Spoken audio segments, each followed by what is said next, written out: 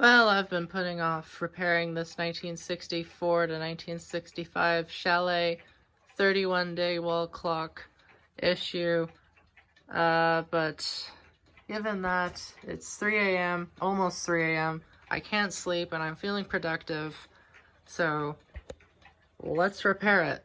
And in case you're wondering what the issue is, it has to do with the chime hammer. You'll see.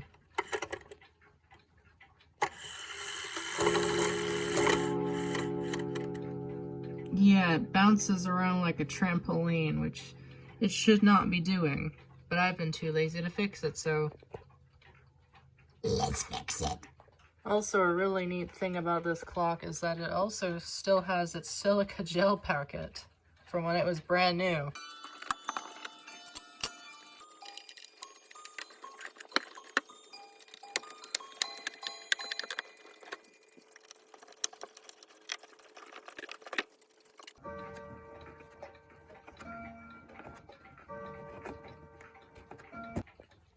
What will we find when we take off this dial? There's the movement. This is a Samsung Korean movement, and that logo is awfully questionable. This is actually quite a high quality movement, despite this being a Korean movement. The brass plates on this movement are rather thick for a Korean movement, and the overall movement itself is actually quite heavy, whereas movements like this 1970s International are all fairly thin-plated, lightweight movements. And I can already tell someone in the past probably had issues, and I guess they came up with this weird knot solution. I don't think that's really gonna work very much longer. Yeah, that's not gonna... That ain't good. That's not gonna do a very good job. So that notch there would have fed through that notch there, which is where the hammer, this is where the hammer is. And that's where the that's where the tension would have built up. But I guess it didn't quite work, so someone did this to try to make up for it. I mean, okay, well, let's just try feeding it through that. Gently. Very gently.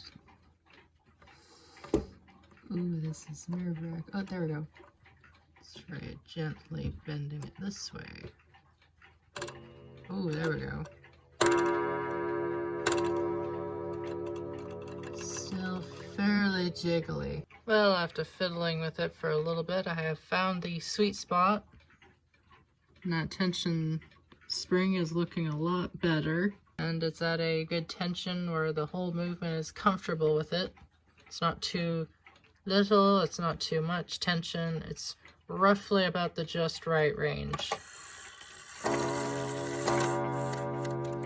It's still a little bouncy, but if I just like adjust this up a little bit more, it's too much. So I think that's about as best as I can get it. See, if I push this up a little higher, it's gonna be too much. And you can see it struggled a little bit. I'm just gonna have to live with the hammer being a little jiggly.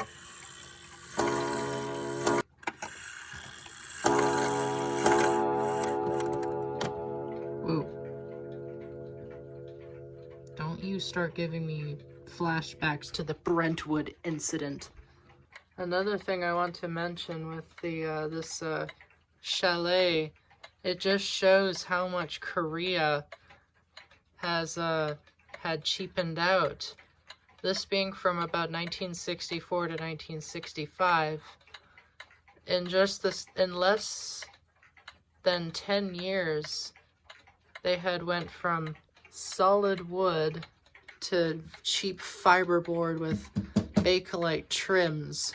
This entire clock is made of solid wood. There's no plastic involved with anything. No Bakelite.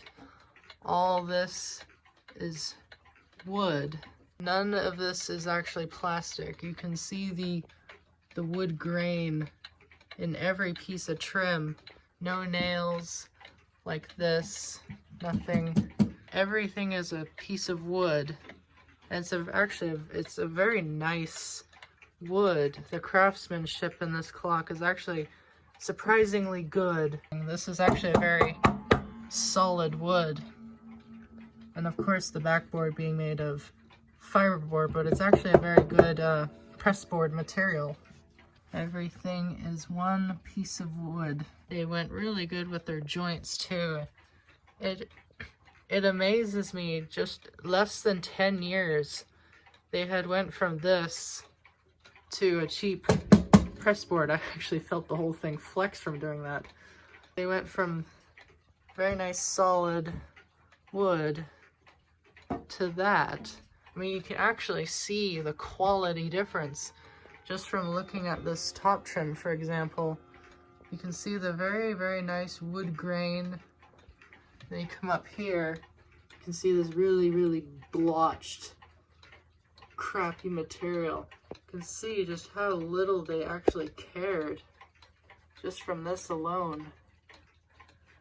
There's just almost no appreciation. It really amazes me. It's actually so shocking how fast that change actually was.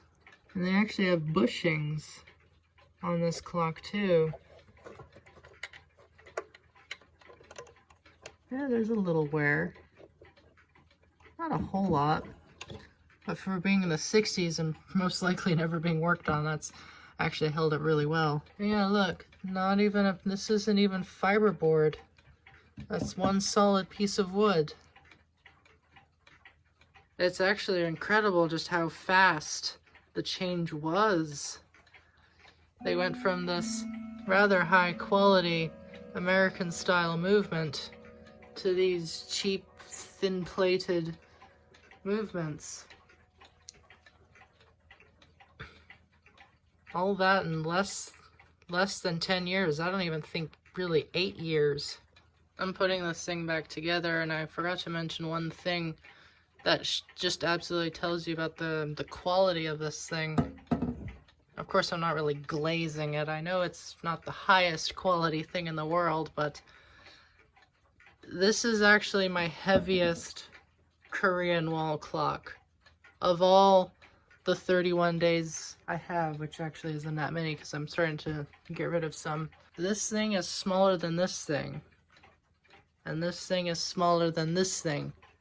This is much heavier, and that says a lot. Even these hands are actually very nicely made. They're not the highest quality, but they're much higher quality than 31-day hands. See, these are actually beveled to keep the strength of these hands good. They're not flimsy at all. Whereas with these, it's just a flat piece of metal. And every single 31-day I have is just a flat piece of metal. But this one's beveled. It's crazy. Well, it's all back together, and it sounds a hell of a lot better than it used to.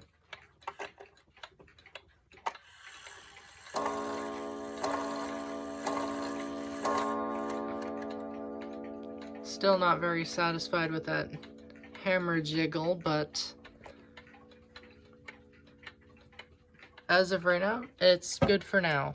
Thank you for joining and listening in.